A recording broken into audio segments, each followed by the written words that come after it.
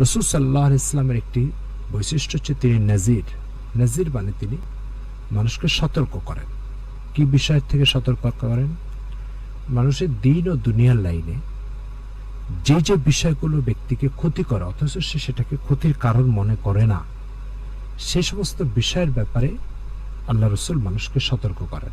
এই সতর্ক করতে যায় তিনি বনী ইসরাইলের একটি গল্প শুনিয়েছেন। সে গল্পটা হচ্ছে যে বনী ইসরাইলের 3 জন ব্যক্তি ছিল, একজন অন্ধ, একজন কুষ্ঠরোগী আর একজন টাক মাথা। এই 3 ব্যক্তি অত্যন্ত দারিদ্র পীড়িত ছিল। আল্লাহ তাআলা একজন ফেরেশতাকে পাঠালেন তাদের কাছে। প্রথম যে আপনার কুষ্ঠরোগী ছিল তার কাছে আসার পরে বলেছে যে তুমি কেমন আছো, কি অবস্থা? বললো আমার চরম দুর্দিনের সময় পার করছে, আমি কুষ্ঠরোগী, আমার শরীরে ঘা, কুষ্ঠরোগ, মানুষ ঘৃণা করে। তো আমি চাই যে আল্লাহ পাক যদি আমার এই কুষ্ঠরোগটা দূর করে দেন, আর আমি দারিদ্র পীড়িত, আমাকে যদি একটু সহায় সম্বলের ব্যবস্থা করে দেন তাহলে আমি চলতে পারি। তো আল্লাহ পাক তাকে কুষ্ঠরোগ, ফেরেশতা তার শরীরে হাত মুছে দিল, তার শরীরটা ভালো হয়ে গেল এবং তাকে আল্লাহ পাক একটা উটের ব্যবস্থা করে দিলেন, গর্ভবতী উট, যেটা দ্রুত বাচ্চা দিয়ে ব্যাপক বরকত হলো, সে অর্থনৈতিকভাবে সমৃদ্ধ হয়ে গেল। দ্বিতীয় নম্বর বিষয় হচ্ছে যে অন্ধ লোক, তার কাছে গেল ফেরেশতা আল্লাহ পাক পাঠিয়েছেন।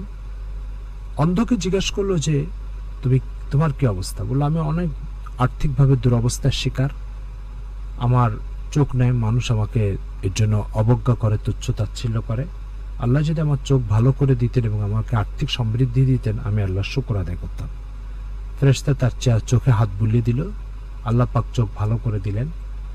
এরপরে ওই ব্যক্তি কে ফেরেশতা একটা গরুর ব্যবস্থা করে দিল। সে গরুতে প্রচুর পরিমাণে বাচ্চা হলো, খুব বরকত হলো, সে আর্থিকভাবে সমৃদ্ধ হলো, অভাব দূর হয়ে গেল। তৃতীয় ব্যক্তি যে তার কাছে আসলো, সে ছিল টাক মাথা। তাকে এসে ফেরেশতা জিজ্ঞাসা করলো, কি ব্যাপার, কেমন আছো?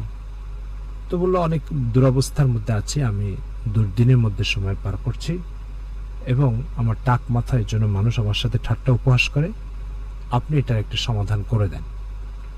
তো সে ফেরেশতা ওই টাক মাথার উপরে হাত বুলালো, মাথায় চুল গজিয়ে গেল, আর তাকে একটা দুরবস্থা দূর করার জন্য একটা গর্ভবতী ছাগল দিয়ে গেল। সেই ছাগলে প্রচুর বাচ্চা হলো, বরকত হলো, ব্যাপকভাবে আর্থিকভাবে সমৃদ্ধ হয়ে গেল।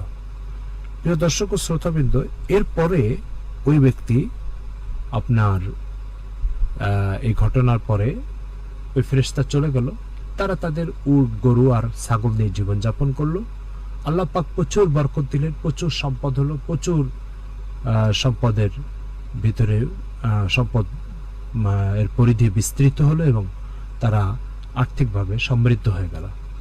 দীর্ঘ অনেক দিন পরে যখন তারা খুব সুখে শান্তিতে জীবনযাপন করছে, তখন ওই ফেরেশতা তাদের কাছে আবার আসলো। এসে প্রথম যে কুষ্ঠরোগী ছিল তার কাছে যে জিজ্ঞাসা করলো, কি ভাই, আমি মুসাফির মানুষ। ফেরেশতা মানুষের রূপ নিয়ে এসে বলছে, আমি মুসাফির মানুষ, চরম দুরবস্থার মধ্যে আছি। আপনি তো একসময় খুব গরিব ছিলেন, আল্লাহ পাক আপনাকে সম্পদ দিয়েছেন, এখন আমাকে একটু সাহায্য করুন যাতে আমি আমার বাড়িতে পৌঁছে যেতে পারি আর এই দুঃসময় থেকে রক্ষা পেতে পারি। তো সে কুষ্ঠরোগ বলল, ইন্নামা অতীত কাবেরি।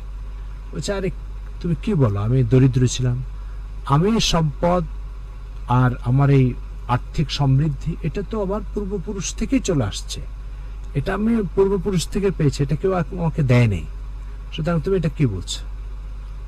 তো ফেরেশতা খুব দুঃখ ভারাক্রান্ত অবস্থায় চলে গেল সেখান থেকে।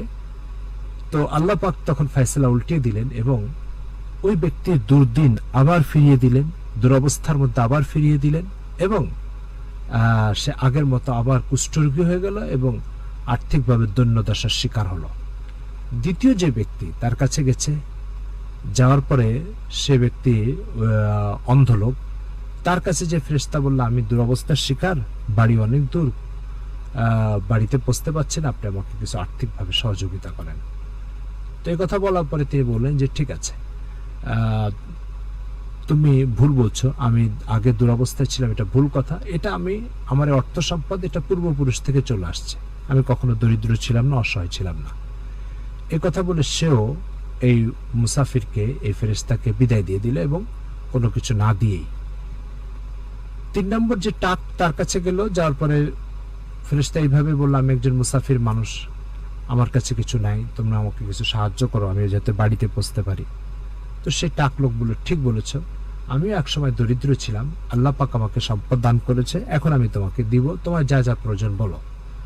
তো সব বললো যে এই যে আমার এই মাঠে এই পরিমাণ পশু আছে, এর ভিতরে যেটা যেটা তোমার প্রয়োজন তুমি নিয়ে যাও, নিয়ে যাওয়ার পরে তোমার কাজে লাগাও।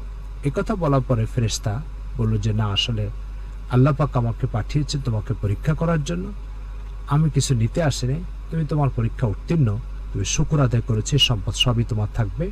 আর তোমার এই যুগেই আবার 2 জন মানুষ, তারা আল্লাহ তাআলার নাশকরি করেছে এবং অকৃতজ্ঞতা প্রকাশ করেছে। আল্লাহ পাক তাদেরকে আবার পূর্বের মতো রোগী বানিয়ে দিয়েছেন, তাদের সমস্যাটাকে আবার তাদের কাছে ফিরিয়ে দিয়েছেন এবং তাদের দারিদ্রতাকে ছিনিয়ে নিয়েছেন, দারিদ্রতাকে স্থায়ী করে দিয়েছেন আর সম্পদ ছিনিয়ে নিয়েছেন।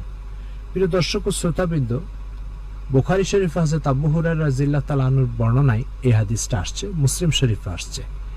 এই হাদিস থেকে আমাদের জন্য প্রচুর পরিমাণে শিক্ষা আছে। তার ভিতরে একটা শিক্ষা হচ্ছে, কখনোই কোনো সম্পদকে নিজের উপার্জন মনে করা এটা আল্লাহর গজব ও ক্রোধকে আপনার উপরে বর্ষণ করার কারণ হবে।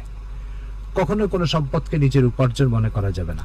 প্রত্যেকটা সম্পদকে মনে করতে হবে এটা আল্লাহ পাকের দান, অনুগ্রহ করে তিনি আমাকে দান করেছেন। আর এই কথা কোরআনে আল্লাহ পাক বলেছেন, ওমা বিকুম মিন নি'মাতিন ফামিনাল্লাহ, তোমাদের কাছে যত নিয়ামত আছে সব আল্লাহর পক্ষ থেকে আসছে, এটা আল্লাহ দান করেছেন। সুতরাং আপনি কি আপনার সম্পদ স্থায়ী করতে চান, আপনার পরবর্তী প্রজন্ম আপনার সম্পদ থেকে উপকৃত হোক এটা চান, তাহলে প্রথমে আপনাকে মনে করতে হবে এটা আল্লাহ পাকের দান, তিনি দান করেছেন।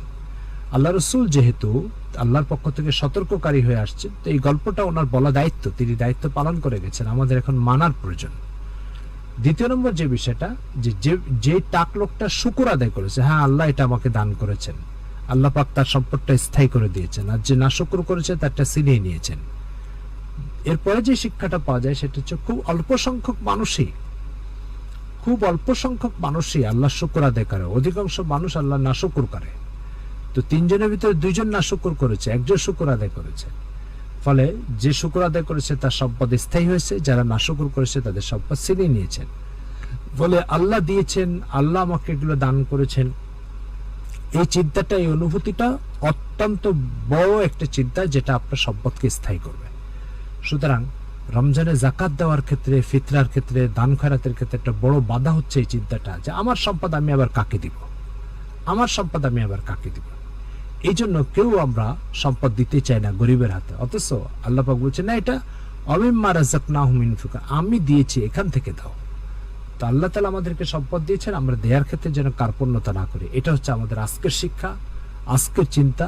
আজকে আল্লাহ রসুলের এই বার্তা থেকে জীবন চলার পথে আমরা সংগ্রহ করি যে প্রতিটা সম্পদকে মনে করবে এটা আল্লাহ পাক দিয়েছেন এবং আল্লাহ পাকের দান, ফলে এটা যেন আমাদের হাত থেকে বিচ্যুত না হয়, ছুটে না যায়।